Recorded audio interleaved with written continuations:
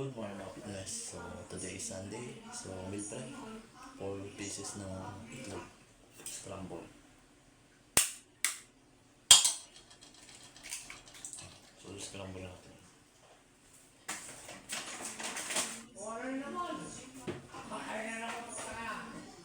24 grams ng itlog. Yan. So mga fitness. 24 grams ng itlog sa breakfast.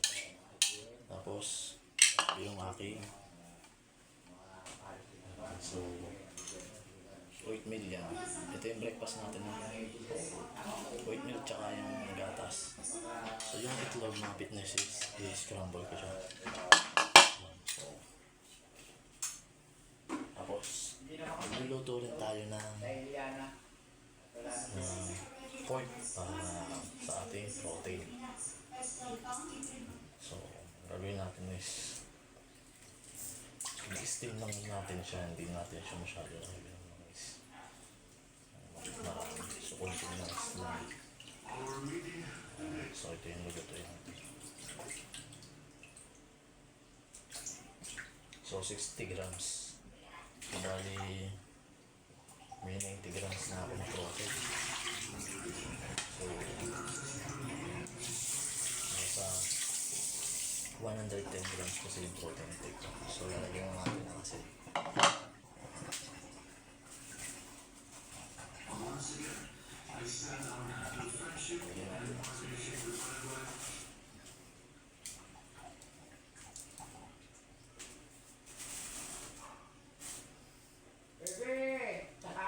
So,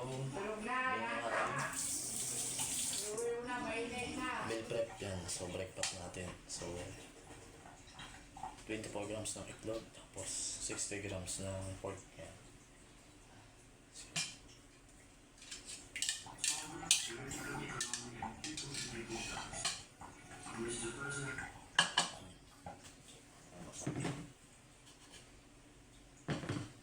Yung mga fitness.